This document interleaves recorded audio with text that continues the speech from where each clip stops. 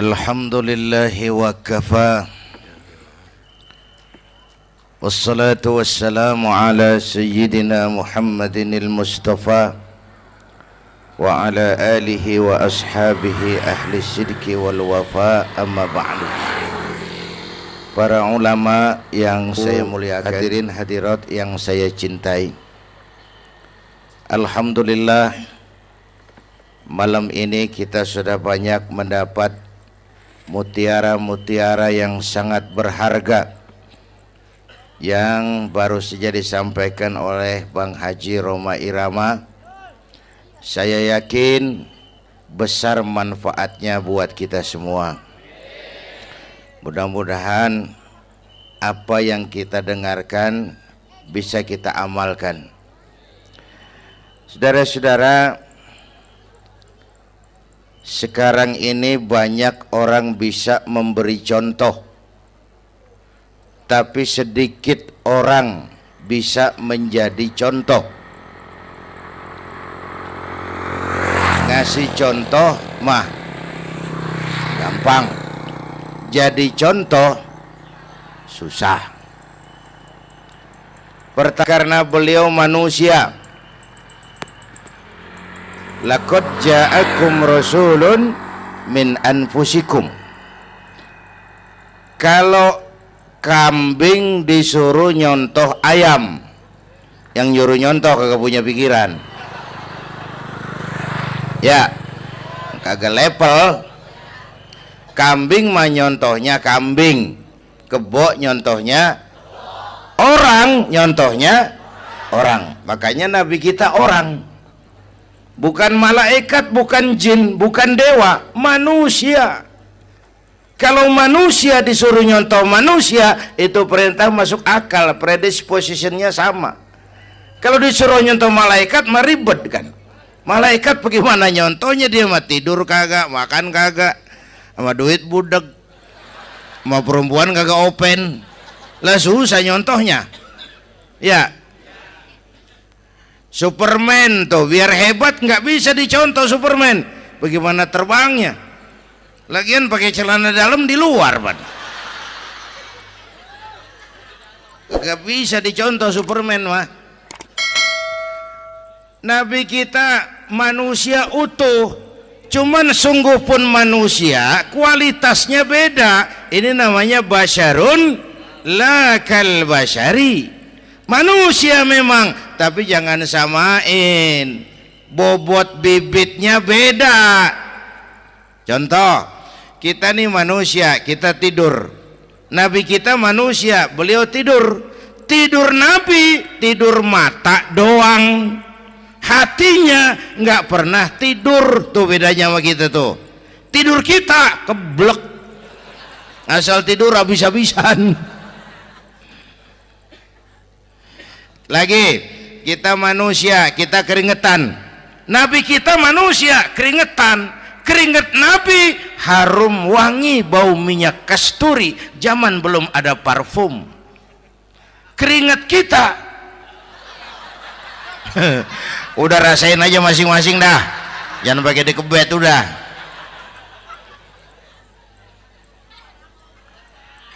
Contoh lagi, kita nih manusia nih, kita beludah nggak? Nabi kita manusia, beliau juga beludah. Ludah Nabi obat, ludah Nabi. Itu kan waktu mau hijrah kan sama Sayyidina Abu Bakar, sampai di Gua Sur, Sayyidina Abu Bakar bilang, saya turun duluan ke gua ya Rasul. Ngapain? Bersihin gua, takut ada binatang berbisa. Silakan. Turun Sayyidina Abu Bakar bersihin gua. Bener tuh, tangannya digigit kalajengking, sakit, ngebet, bengkak.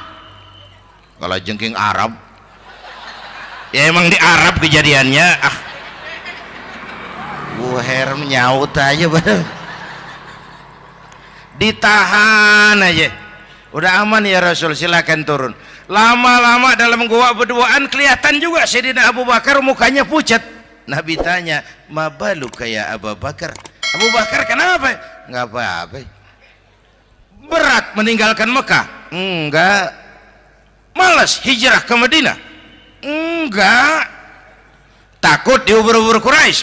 Orang kata enggak, itu mah enggak. Loh, kenapa muka kamu pucat? Tangan digigit kalajengking. Ngapa nggak ngomong dari tadi? Saya nggak mau nyusahin Tuhan ya Rasul. Biar saya tahan, asal jangan nyusahin Tuhan.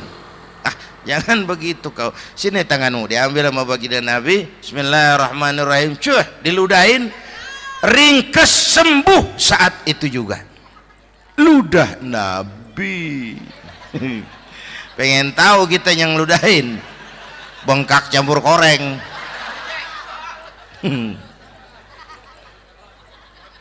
Satu tuh alasannya kenapa Nabi dijadikan contoh, karena manusia. Kalau manusia disuruh nyontoh manusia pasti bisa dong ya.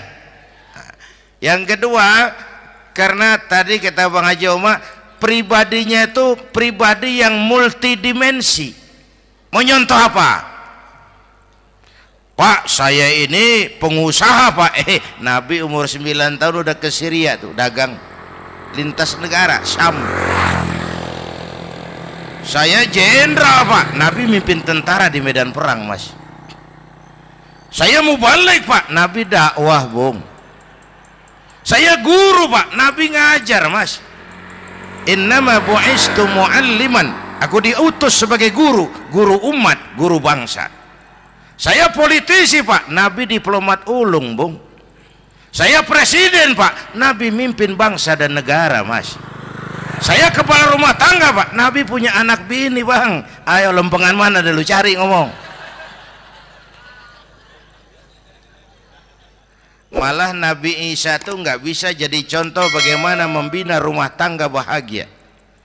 Bagaimana membina rumah tangga bahagia menurut contoh Nabi Isa? Nggak ada Mas. Kenapa? Nabi Isa belum sempat kawin. Ya, Nabi Isa belum sempat kawin. Ada pengikut Nabi Isa menyangka nggak kawin ajaran Nabi Isa, pada ngikut lagi nggak kawin. Tuh pastor tuh mubazir. Orang dikasih perabotan. Bang, bener saya kalau dalam Islam kiai kagak boleh kawin, saya pilih berhenti jadi kiai. Kalau kagak ada giro-giroan, botak rambut.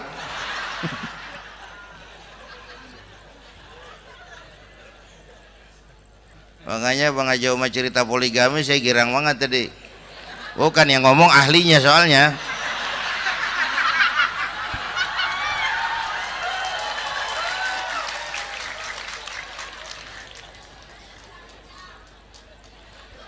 Dadah gitu aja deh ya.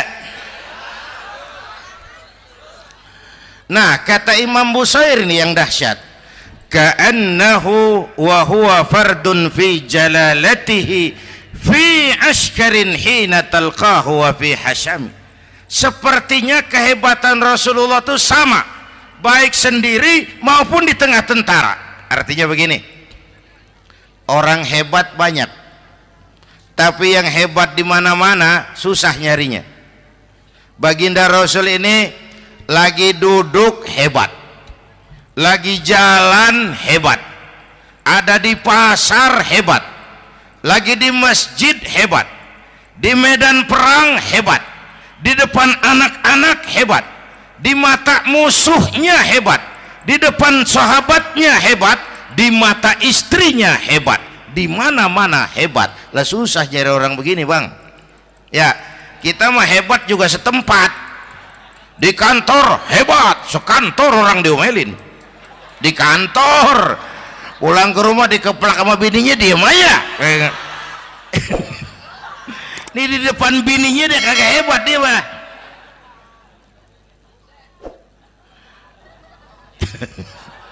Oke, lalu kalau begitu soalnya apa yang mau kita contoh? Saya sampaikan 3 aja.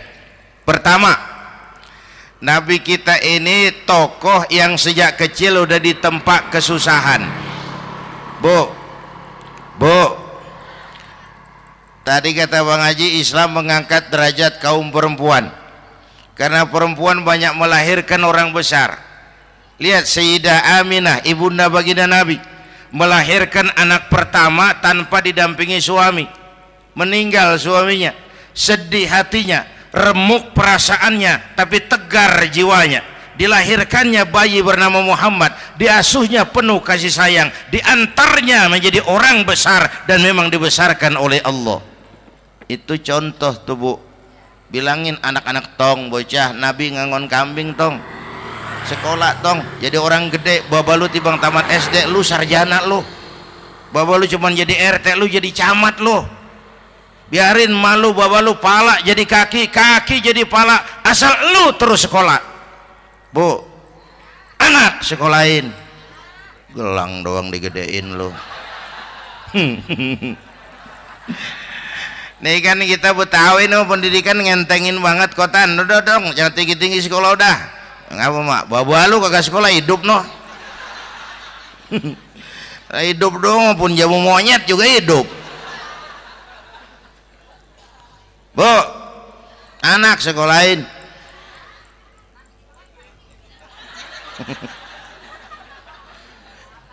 Mahatma Gandhi. Kecilnya begeng, ceking, cacingan, leatim. Emaknya tuh, Gandhi sekolah nak, Gandhi belajar nak, Gandhi jadi orang besar nak. Kalau perlu belajar ke Inggris, biar Inggris menjajah kita. Gak apa-apa kau sekolah ke Inggris, tapi jangan jadi Inggris nak. Jangan pacaran sama bule, jangan sentuh minuman keras. Gandhi jadi orang besar. Mahatma Gandhi tumbuh karena dorongan emak. Mak, udah yatim. James Watt, Kang Bandrek. Emaknya tuh yang dorong tuh jadi orang besar. Belum lagi perempuan yang jadi besar. Di Indonesia ada Kartini, di Jawa Tengah ada Dewi Sartika, di Jawa Barat Dewi Sartika, di Bengkulu ada Fatmawati Soekarno, sang penjahit bendera merah putih. Di Aceh muncul Laksamana Malahayati, disusul kemudian oleh Cut Nyadin, baru kemudian muncul Cut Koko, Cut Meme, Cut, ya udah tak cut lain dah.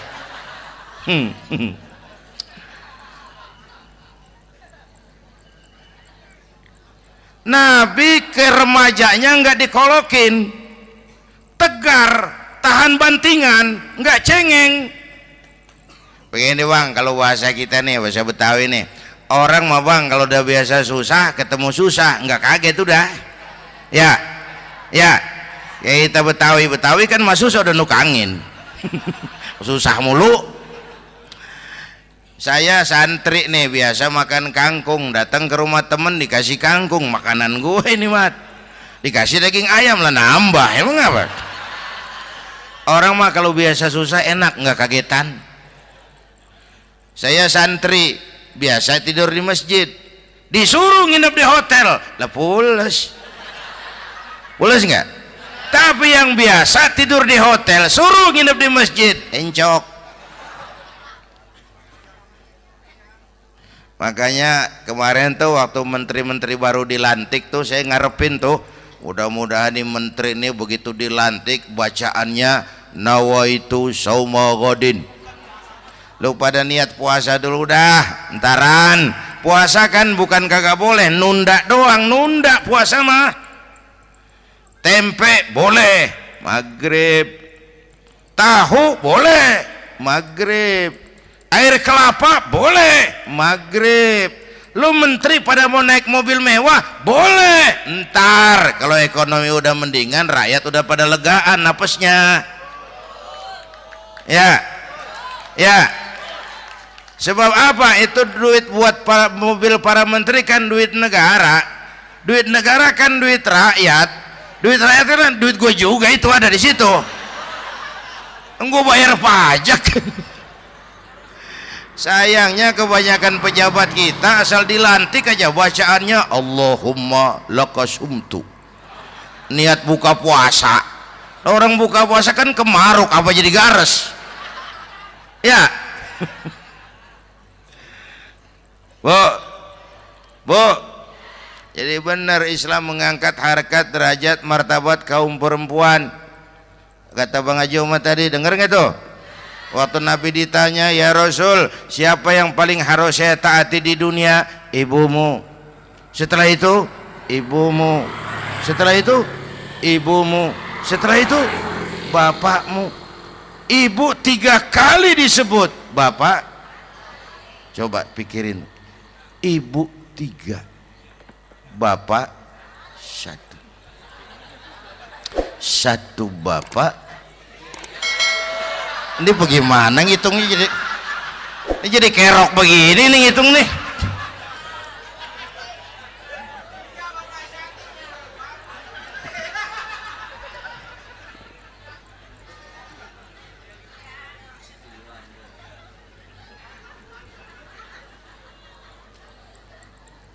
Jangan takut ngadepin susah. Hidup nih keras, kerja keras, perseringat banting tulang.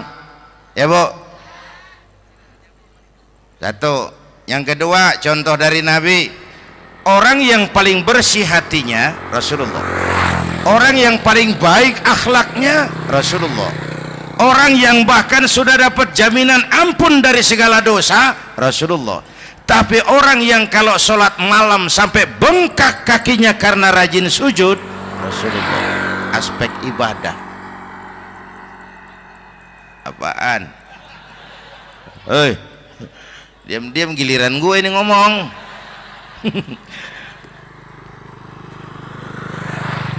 Lo ngomong lagi udah gue pulang. Canda Neng. Udah gantian ya. Ya. Apaan urusan? Orang yang dosanya udah dapat jaminan ampun, kalau sholat malam bengkak kakinya karena rajin sujud. Saya tahu di sini juga banyak yang kakinya bengkak. Semurat.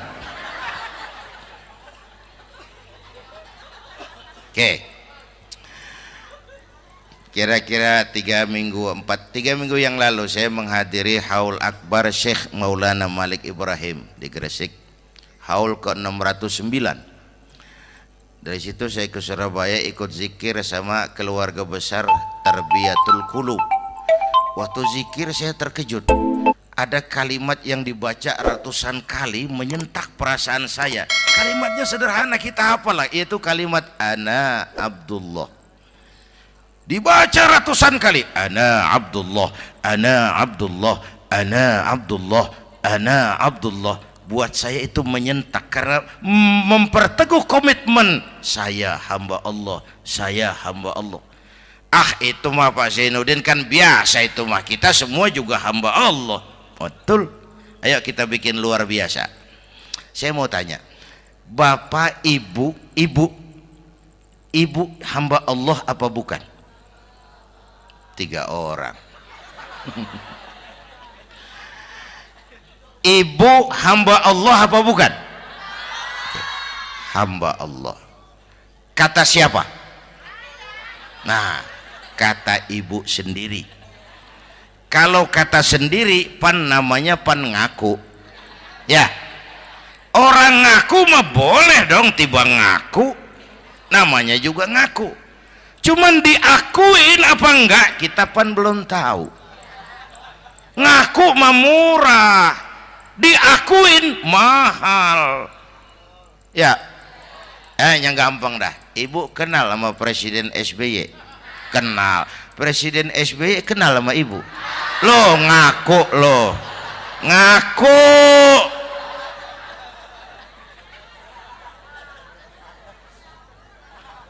Saya hamba Allah, kata saya. Berapa banyak orang mulutnya hamba Allah, perbuatannya menyatakan dia hamba dunia, hamba harta, hamba jabatan, hamba setan, budak nafsu. Nggak sesuai ucapan sama perbuatan. Yuk jadi hamba Allah yang beneran. Jangan separuh-separuh, kita mapan asal sakit mah hamba Allah. Ya Allah, ya Allah, lagi sakit, sehat ya dikit, keder, nyari masjid nggak ketemu.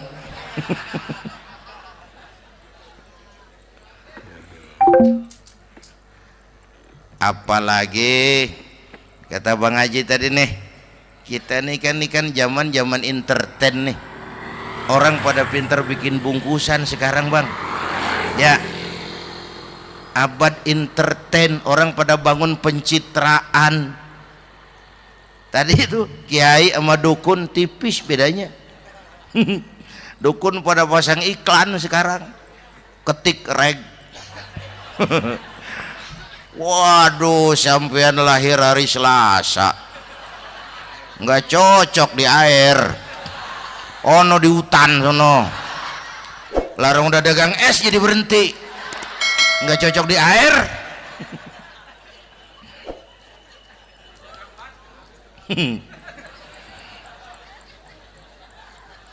Bu, di zaman nih siapa pakai apa, siapa mau jadi apa kagak urus nih. Bapak Ibu hadirin yang saya hormati, dan masyarakat kita ini kayak daun kering. Tahu daun kering? Gampang dikumpulin, susah diikat, berisik, gampang dibakar. Tuh daun kering. Penyakitnya kutil, kurang teliti, cepat heran, gampang kagum. Cepat heran, gampang kagum. Dulu ada tuh satu hari tabrakan di jalan kenceng, buah, korban jatuh belepotan darah, dikerubungin orang banyak.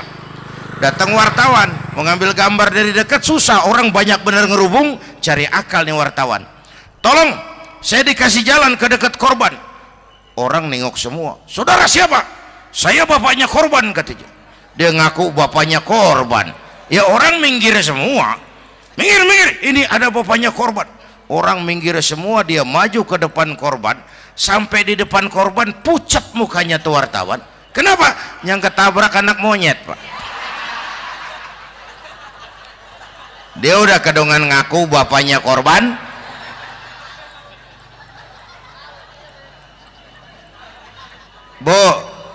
Bu, ini cerita pendek tapi pesannya lumayan nih. Kalau belum kenal bener mah jangan buru-buru ngakuin ya. Dia kagak tahu yang ketabrak siapa, main ngakuin aja saya bapaknya korban. Lu makan lu jadi bapak monyet sono lu.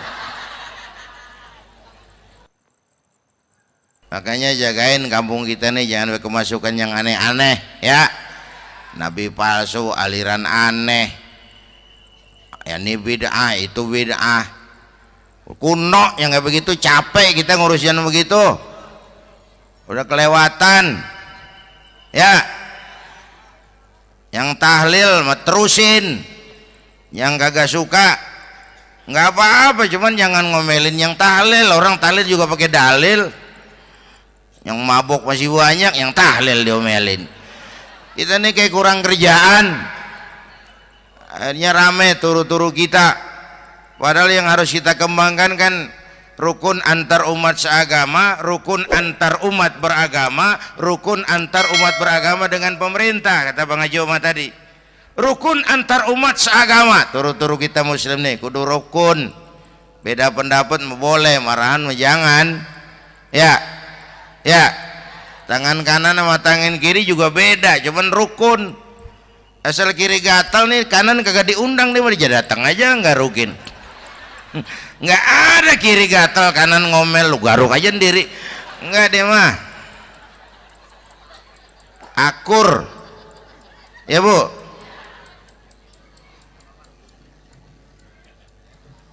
Yang kedua, rukun antar umat beragama. Islam ini rahmatan lil.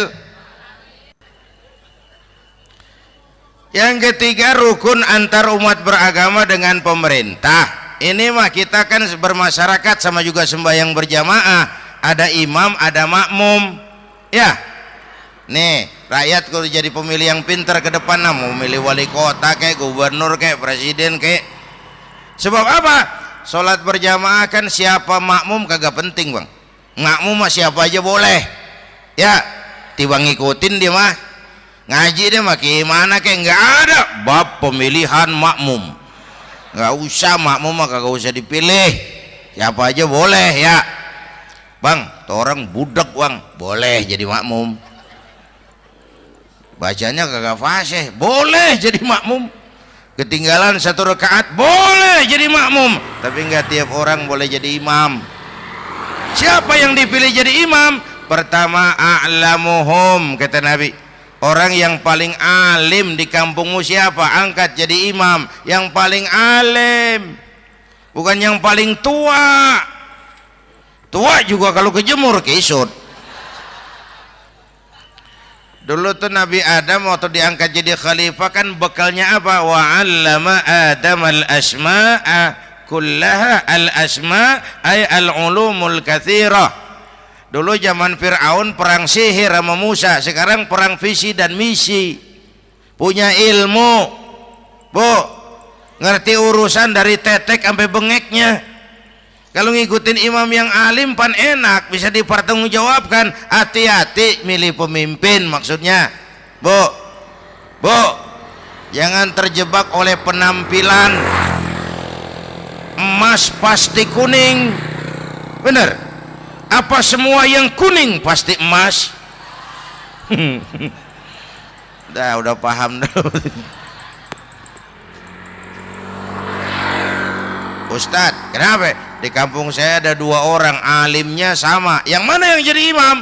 Afsahuhum, yang lebih fasih lidahnya. Yang satu alim pelok, yang satu alim kagak pelok. Nah, yang kagak pelok suruh jadi imam. Kenapa? Nggak sah orang fasih bermakmum kepada imam pelok. Ustadz, imam pelok, makmum pelok semua. Sah. Namanya kampung pelok, biarin. Susah diurusin udah itu. Apa sih artinya fasih? Yang enak deh, nyambung. Pegel kalau punya pemimpin kagak nyambung sama rakyat. Ya, rakyat mau yang ngidul deh ngalor, rakyat mau yang ngulon deh ngetan. Lah kan capek rakyat, kagak nyambung. Makanya kalau jadi imam pesan Nabi, idza amma ahadukumun nas falyukhaffif.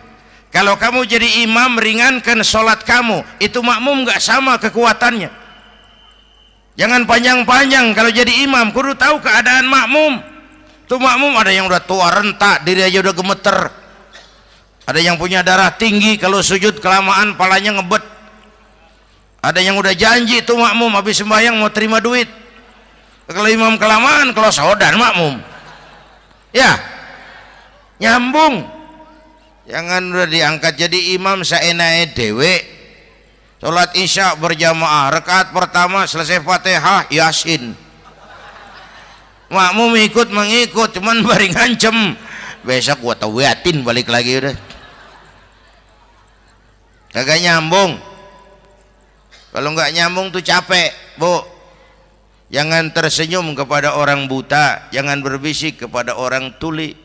Kagak nyambung. Orang buta diajak senyum, bagus sih maksudnya, cuman kan rada mubazir. Orang kagak paham. Cari pemimpin yang nyambung. Kalau memang masyarakatnya suka tahlil, cari pemimpin yang suka tahlil. Rakyatnya suka maulid, cari pemimpin yang suka maulid, supaya nyambung, kagak pegel kita.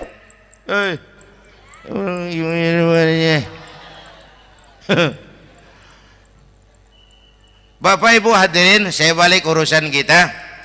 Nyontoh Nabi ibadahnya luar biasa. Bu, kita ini perlu Allah. Kita ini perlu Allah. Semua kita perantau di bumi Allah ini. Perantau pasti pulang.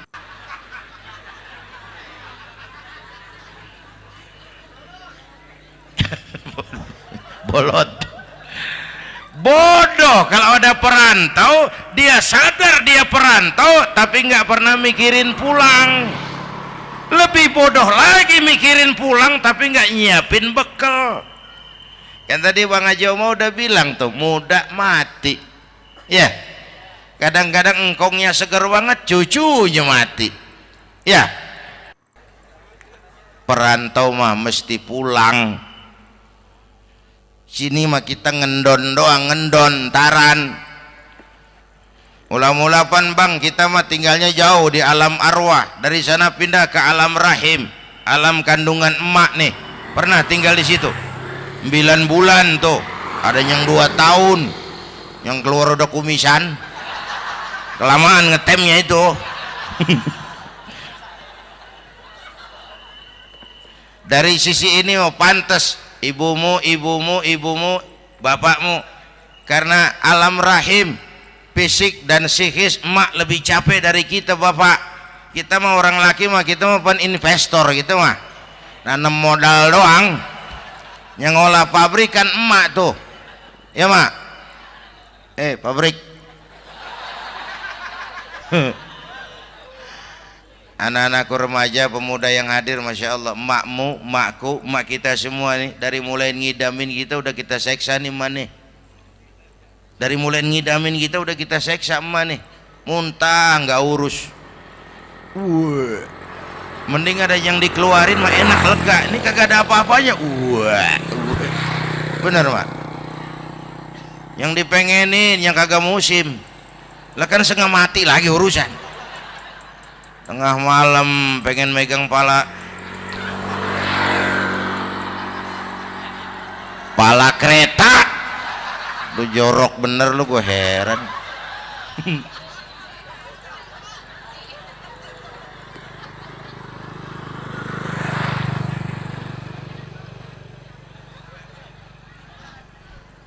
Bapak Ibu hadirin, yang ketiga terakhir, contoh dari baginda Nabi, modal utama perjuangannya adalah akhlak. Memperbaiki akhlak, pakai akhlak. Rasulullah ngajak, bukan ngejek. Rasulullah merangkul, bukan mukul. Rasulullah pakai argumen, bukan pakai sentimen. Tujuannya adalah kebenaran, bukan menang-menangan. Prinsip dakwahnya basyiru wala tunaffiru, yassiru wala tu'assiru. Gembirakan orang, jangan ditakut-takutin. Mudahkan urusan orang, jangan dibikin sulit. Di masyarakat memang mendingan rakyat rendah berakhlak tinggi daripada pejabat tinggi berakhlak rendah. Dulu tahun 50-an orang kita kalau pergi haji ke Mekah 6 bulan. 6 bulan tuh orang udah pada lupa aja baru pulang. 6 bulan orang yang ada cuman kapal laut, Mekah Madinah onta, banyak rampok lagi di gurun pasir Baduy itu. Dulu orang tua kita belajar manasik, kalian belajar silat. Sekarang karena kemudahan kemajuan ilmu menciptakan Boeing memotong waktu 5 bulan, orang pergi haji cukup sebulan. Bapak Ibu hadirin yang saya hormati, oleh karena itu menjaga nilai-nilai akhlak itu penting. Kepada siapa kita harus berakhlak? Pertama, kita harus berakhlak kepada Allah. Bagaimana caranya? Jangan menyekutukannya dengan sesuatu pun. Yang kedua, jangan menyembah kecuali hanya kepadanya. Yang kedua, kita harus berakhlak kepada sesama tadi itu. Yang ketiga, kepada lingkungan. Saya dulu masih zaman ada almarhum kakek saya, engkong. Kampung saya banjir, air masuk ke rumah. Saya teriak, "Kong, banjir Kong." Engkong saya ketawa, "Biarin, bukan salah air." Habis, salah lo. Salah kita bagaimana Kong? Lah lo tempat air lo tempatin. Yang punya tempat datang ya kagak ngerti, ini tempat gua, ini di sini nggak pada lo, lah banjir. Engkong saya nggak makan bangku sekolahan, tapi wise Pak. Air kan bukan musuh, air kan temen kan kudu punya tempat. Lalu kagak punya tempat, pantas kemana dengan ayam, banjir. Ya. Dulu saya remaja ngaji babul istinja, kiai ngajar makruh buang air kecil di tanah berlubang. Saya tanya, kenapa makruh Kiai? Pertama, untuk alasan kesehatan. Siapa tahu di lubang yang kamu kencingi ada gas beracun. Kalau tidak Kiai, kalau tidak maka artinya melindungi binatang yang ada di dalam lubang. Siapa tahu di lubang yang kamu kencingin ada semut sedang rapat membahas laporan Susno 2Ji. Apa dosanya lalu mati dikencingin? Ini namanya rahmatan li semut. Saya mau bilang alam sekarang tidak seramah dulu karena kita juga nggak ramah sama alam. Bapak Ibu hadirin yang saya hormati, padahal watak Islam rahmatan lil alamin. Inilah